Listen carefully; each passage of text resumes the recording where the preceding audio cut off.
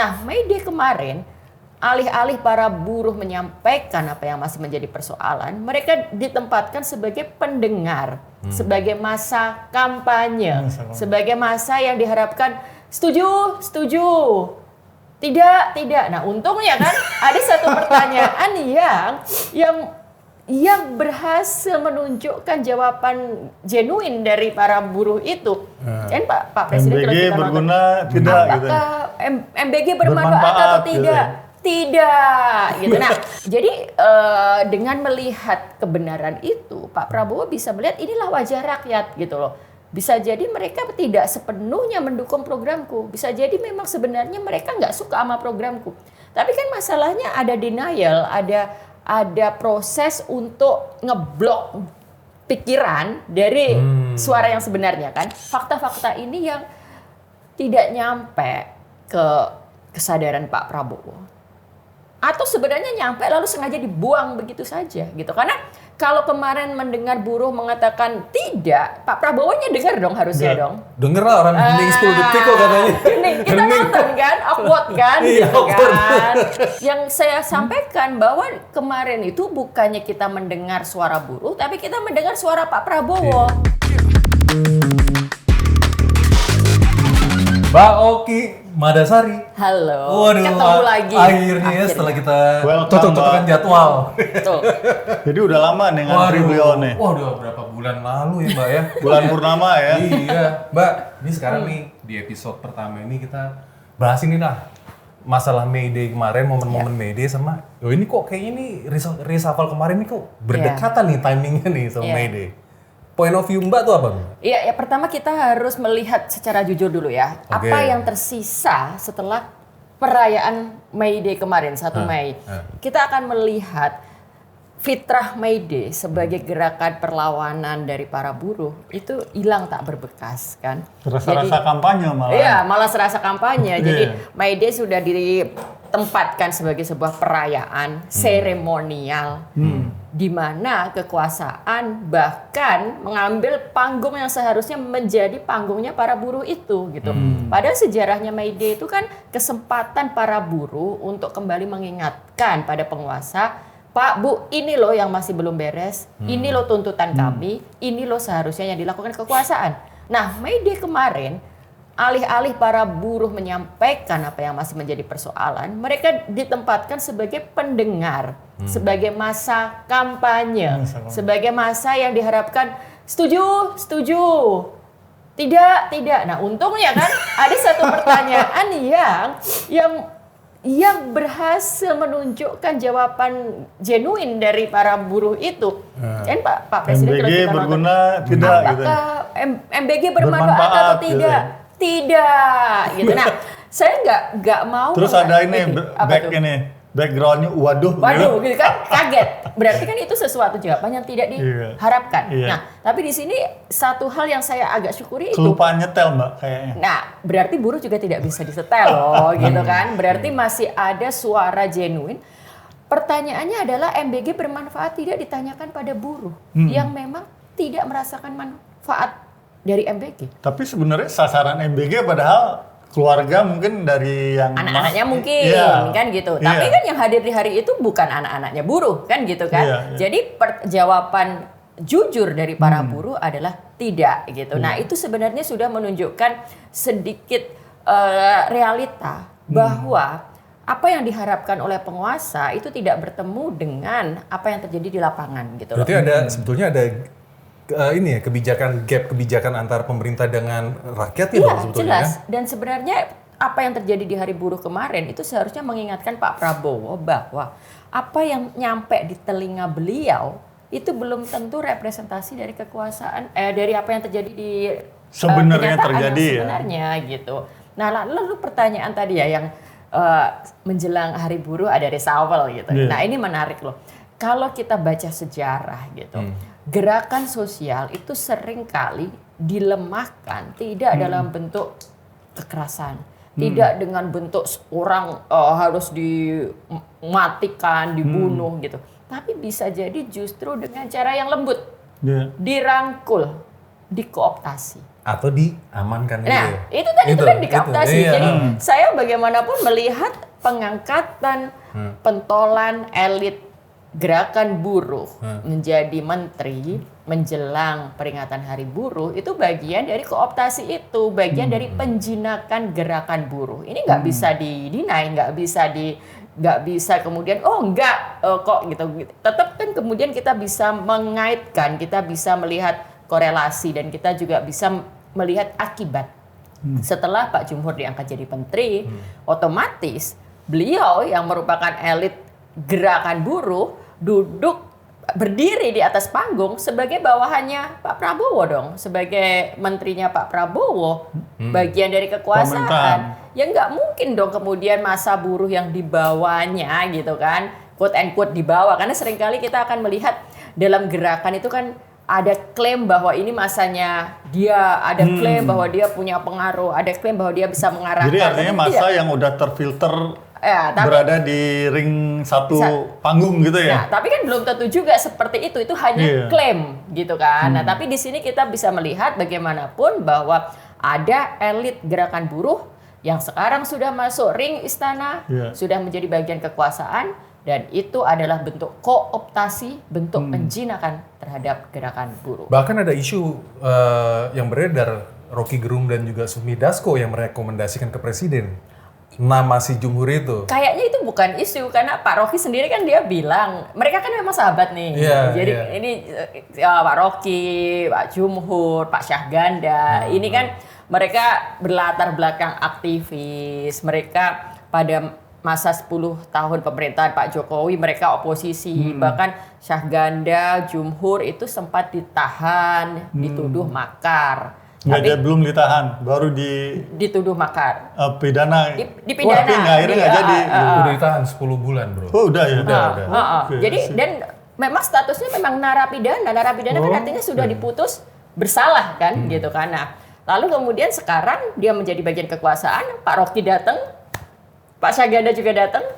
Nah, Pak Rocky kan bilang kan bahwa dia concernnya adalah ini isu lingkungan adalah isu yang penting. Nah, berarti kan memang Pak Rocky menyetujui itu, mengendorse. Sebenarnya itu kode juga kali ya, bahwa dia juga berjasa mungkin ya. Ini persepsi saya loh ya. Mereka kan sekarang yang sedang bergiat di isu lingkungan. Ya, jadi saya tahu Pak Rocky memang sedang aktif bergerak di isu lingkungan gitu. Nah, tapi terlepas dari itu semua ya, saya mau menggarisbawahi gini. Dalam teori sosiologi kita semua tahu juga, dalam sejarah juga kita tahu, setiap organisasi itu pasti mengalami namanya oligarki internal dalam organisasi itu sendiri. Jadi organisasi massa, organisasi gerakan akar rumput pada akhirnya akan melahirkan elit dari organisasi itu sendiri. Nah, elit ini bisa jadi dia tetap akan bisa mengawal suara yang selama ini diperjuangkan. Bisa jadi dia kemudian tergoda untuk masuk kekuasaan, dan ini yang sering terjadi kan. Bisa jadi kemudian ada mereka yang memang sudah hanya peduli pada kepentingan pribadinya. Nah, ini yang harus diwaspadai oleh teman-teman gerakan, oleh teman-teman buruh. Bagaimanapun kita juga tetap harus merawat pikiran kritis, semangat kritis kita, termasuk di internal gerakan itu sendiri. Jadi ketika kita berada di gerakan buruh, lalu kita melihat elit buruh mulai tidak sepenuhnya memperjuangkan kepentingan buruh. Yang awalnya untuk kepentingan bersama menjadi perjuangan pribadi. Nah, ya sudah waktunya juga teman-teman buruh untuk mengkritik itu, untuk menyuarakan itu, gitu. Ini berarti ini demokrasi yang terbuka atau sebetulnya ini jangan-jangan ini cuma justru politik akses elit aja dong berarti kalau kayak begini kan? Ya memang kita demokrasi yang dibajak elit kan, dan elitnya itu bisa jadi elit kekuasaan, elit pemerintahan, elit negara, elit organisasi, elit dalam setiap itu tadi, dalam setiap gerakan ada elitnya. Nah, ini yang kemudian perlu kita kritik. Nah, di pemerintahan Pak Prabowo sekarang ini kan kita sudah lihat juga teman-teman yang dulunya aktivis menjadi bagian dari elit gerakan, lalu menjadi bagian dari pemerintahan dan sudah lupa lagi pada apa yang dulu diperjuangkan. Dulu tokoh reformasi, sekarang malah pengkhianat reformasi gitu ya. Kan? Nah, terus saya juga mau meng-highlight ya tentang May Day ini. Di Indonesia ini kan ada lebih dari 140 juta angkatan kerja. Nah, lebih dari 80 jutanya itu bekerja di sektor informal, yang artinya itu nggak ada perlindungan, upah rendah. Di Indonesia itu kan rata-rata upah 2 juta sampai 3 juta setengah gitu. Jadi betul-betul memang buruh di Indonesia itu masih jauh dari kesejahteraan. Nah, kalau sekarang May Day sudah dibajak, dilemahkan, dibisukan kan, betul-betul nggak ada suara tuntutan apa-apa, maka semakin jauh lah harapan para buruh untuk mencapai kesejahteraan itu. Dan kita harus juga kaitkan dengan realita hari ini, harga-harga yang semakin naik. Dolar sekarang udah berapa nih? 17.000. Nah, kalau harga dolar setinggi itu gitu kan, nilai tukar rupiah selemah itu, ya kebutuhan hidup semakin tinggi dong, semakin susah untuk memenuhi kebutuhan itu. Nggak terkejar antara gaji, antara upah yang didapatkan oleh kita semua para buruh ini gitu kan, dengan kebutuhan hidup. Nah, ini yang harus terus diingatkan. Sementara kan tetap banyak program-program pemerintah yang sepertinya terus dipaksakan apapun yang terjadi di lapangan. Ya apapun itu tadi. MBG tadi itu. Ya, MBG bermanfaat tidak? Dijawab tidak, ternyata dianggap lalu saja. Karena setelah itu sambungan pidatonya masih bicara tentang kelebihan MBG. Nah, jadi saya itu juga punya concern gini loh, Mas. Pak Prabowo ini punya kecenderungan ketika beliau mengundang tokoh-tokoh ke istana atau mengundang tokoh-tokoh ke Kartanegara, bahkan mengundang 100 lebih profesor dari berbagai kampus di seluruh Indonesia. Dia memposisikan yang diundang itu hanya sebagai pendengar. Bukan untuk mendengar apa sebenarnya yang menjadi masukan. Bukan untuk mengumpulkan apa nih sebenarnya yang menjadi concern keberatan dari pihak-pihak yang diundang itu. Karena saya sudah bicara juga dengan kawan-kawan yang sempat ikut diundang itu, nyaris nggak ada kesempatan untuk bicara. Jadi malah di dalam itu paparannya programnya beliau. Bawa presentasi. Jadi beliau mengundang ya profesor semua diundang bukan untuk mendengarkan, tapi untuk menegaskan. Ya betul. Menegaskan. Ya, menegaskan tanda kutip. Benar nih gini. Dan itu terjadi. Jadi kita urut nih yang udah ke istana waktu itu. Ini kawan-kawan gerakan senior kita atas nama Gerakan Nurani Bangsa itu kan. Bu Sinta Nuriyah dan kawan-kawan diundang itu basically untuk mendengar. Lalu kemudian waktu Indonesia tergabung BOP dikumpulin itu pakar-pakar lagi-lagi untuk diyakinkan bahwa yang dilakukan Pak Prabowo benar. Lalu waktu itu ada para oposisi diundang di Kertanegara. Nah, ternyata memang untuk mendengar. Bahkan masukan dari para yang so-called oposisi ini waktu memberi masukan bahwa harus ada reformasi kepolisian, bla bla bla bla. Juga nggak ada tindak lanjutnya kan? Jadi semuanya untuk mendengar. Nah, buruh sekarang juga gitu. Buruh diminta untuk mendengar. Mbak Oki merasa ini one way communication nggak? Leadership, one way communication leadership nggak? Bukan cuma one way communication ya. Bahkan saya sudah melihat tanda-tanda cenderung otoritarian. Memang gaya pemimpinannya memang udah jelas. Tidak mendengar masukan, tidak mendengar kritik, merasa yang paling benar, bahkan mengabaikan dengan sengaja temuan-temuan ilmiah, temuan-temuan data fakta di lapangan. Nah itu kan tanda-tanda dari otoritarianisme ya kayak gitu. Ada beberapa di sosial media saya lihat tuh komen-komen netizen ya.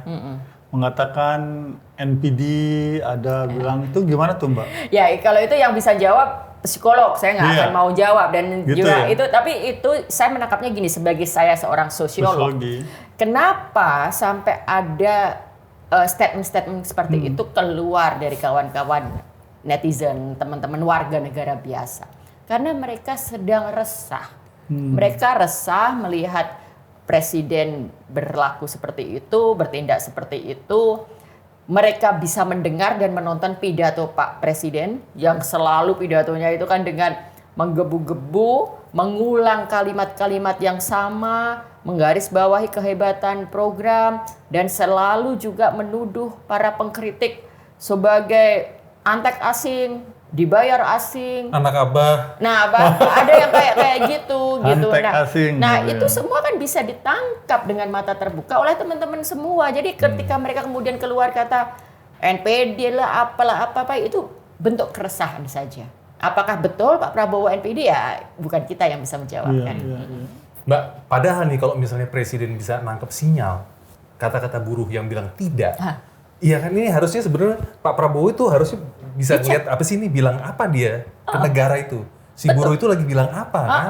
Harusnya begitu. Harusnya kan dia pasti kan kaget juga kan ini gimana? May Day ini kan kesempatan setahun sekali ya, ibaratnya begitu bahwa buruh itu harus kembali didengar nih. Kalau enggak biasanya kan gitu kan. Kalau kita nggak didengar, memang kita turun ke jalan kan gitu. Kalau May Day selama ini kan bentuknya demonstrasi, turun ke jalan menyampaikan tuntutan. Kalau nggak didengar, ya kita bisa di jalannya 3 hari, 4 hari. Betul. Itu kan bisa bayangin proses produksi berhenti semua, ekonomi bisa terganggu kan gitu kan.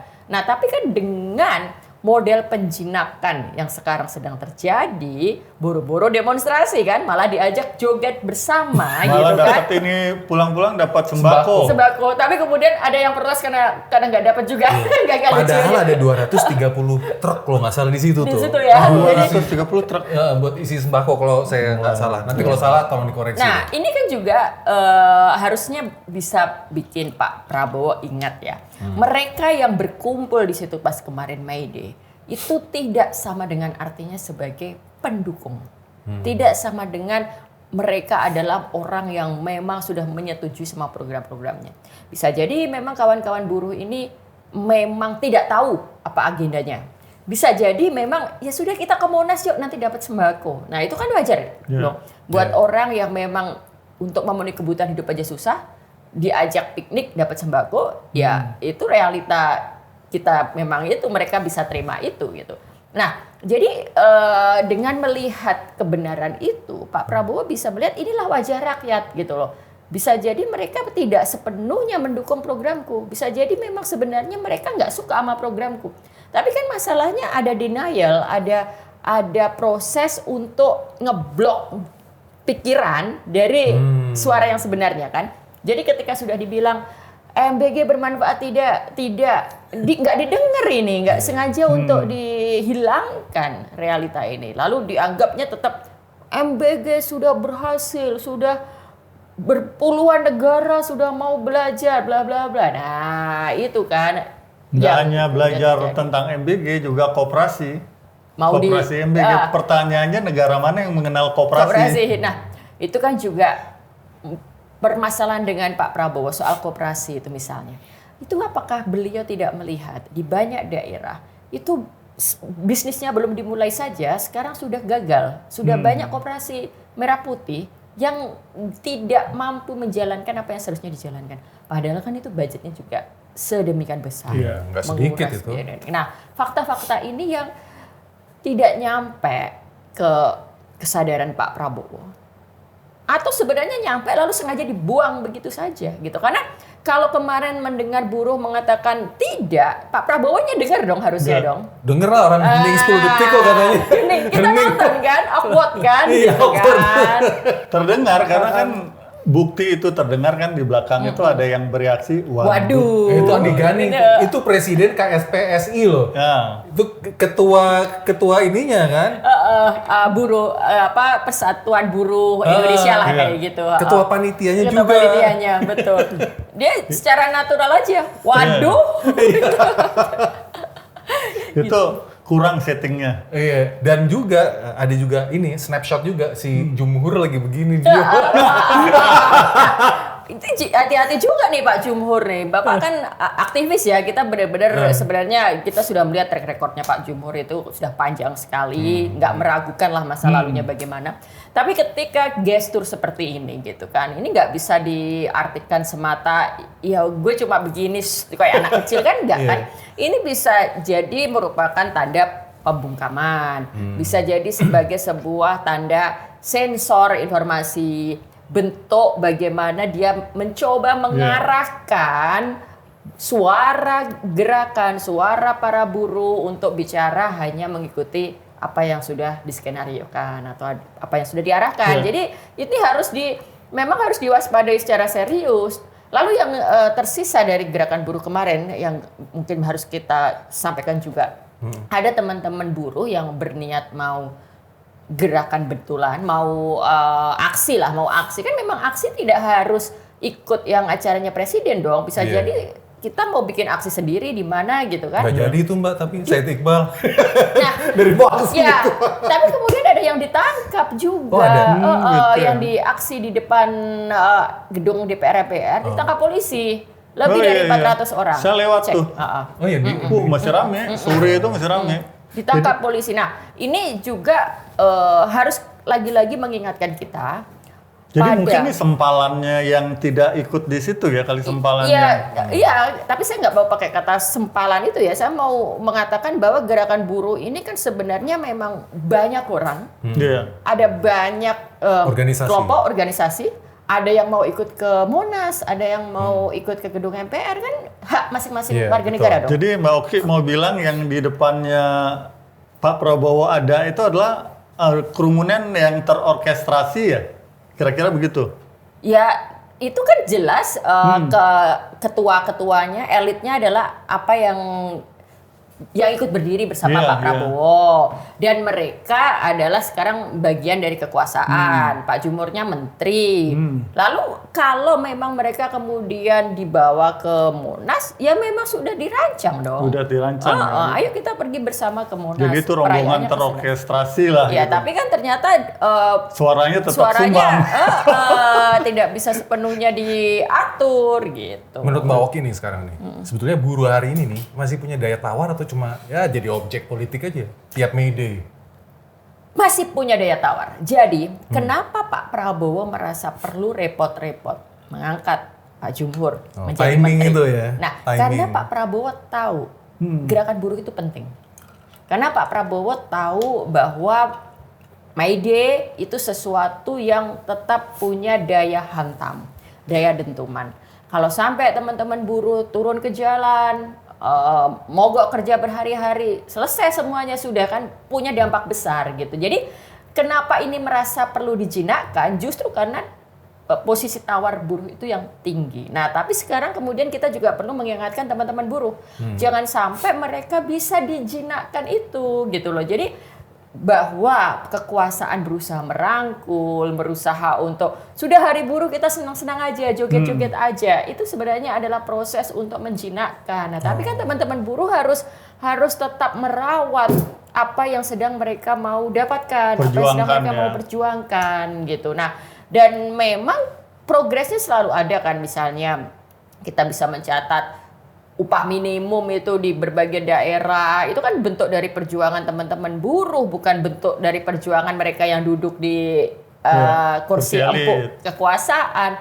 Lalu kemarin Pak Prabowo memang sempat menyebut kata untuk buruh-buruh kendaraan online ini, transportasi online ini, ojol akan ada keringanan apa gitu kan. Nah, bagaimanapun itu kan memang salah satu problem buruh juga gitu. Tapi di luar itu buruh masih punya persoalan, berbagai persoalan yang memang sudah semestinya diteriakkan, sudah semestinya kembali dituntut, kembali untuk didesakkan pada kekuasaan gitu. Biasa tiap media itu kan ada tuntutan buruh yang diaspirasikan untuk di follow up untuk pemerintah. Kali ini apa Mbak? Apakah ada atau sudah benar-benar jinak semua? Makanya kan kita nggak mendengar itu kan, karena bentuknya adalah bentuk perayaan kemarin. Jadi sama sekali tidak ada. Loh, yang saya sampaikan bahwa kemarin itu bukannya kita mendengar suara buruh, tapi kita mendengar suara Pak Prabowo dan musik joget-jogetnya kan. Mungkin ibaratnya udah tuntutannya nanti kita rayain dulu aja, kita nonton konser gitu. Itu dia. Mbak, ini sebetulnya nih terakhir-terakhir ini nih kebijakannya pemerintah itu benar-benar pro buruh atau cuman terlihat pro aja? Kan sejak penerbitan Omnibus Law, Undang-Undang Cipta Kerja itu, kita sudah tahu realitanya bahwa posisi buruh itu semakin terhimpit gitu. Ada banyak mekanisme yang memudahkan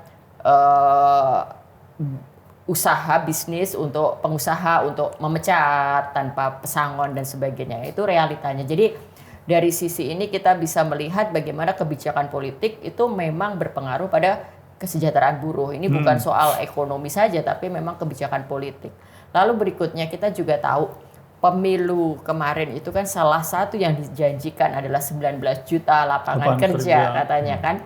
Nah tapi kemudian setahun kemarin di 2025 itu kita lihat PHK di mana-mana. Dari pabrik manufaktur sampai kemudian media, massa, broadcast, televisi itu PHK besar-besaran gitu. Betul. Sampai sekarang cari kerja masih susah dan itu bertemu dengan kondisi ekonomi yang tadi saya sudah sebutkan itu gitu. Jadi memang masih makin berat gitu. Ini yang harus serius dipikirkan oleh Pak Prabowo. Berhenti untuk hanya fokus pada program-program mercusuar yang menjadi andalan Pak Prabowo, ya kita sebut aja MBG, Koperasi Merah Putih, Sekolah Rakyat, Sekolah Garuda, itu kan program-program mercusuar yang beliau mau tonjolkan gitu. 3 juta rumah mana tuh? Nah, lu nemu lalu gak? kita harus kupas bagaimana MBG menyedot anggaran sedemikian besar, sementara banyak orang di luar sana tidak bisa dapat gaji layak, tidak bisa mencapai kesejahteraan minimum saja nggak bisa gitu. Nah itu harus terus di highlight. Kita jangan terbuai hanya karena kita diajak joget-joget sama Pak Prabowo lalu ya sudah selesai gitu. Nggak bisa dong. Sekarang gini aja dari yang isu ketenaga kerjaan yang paling mutakhir misalnya.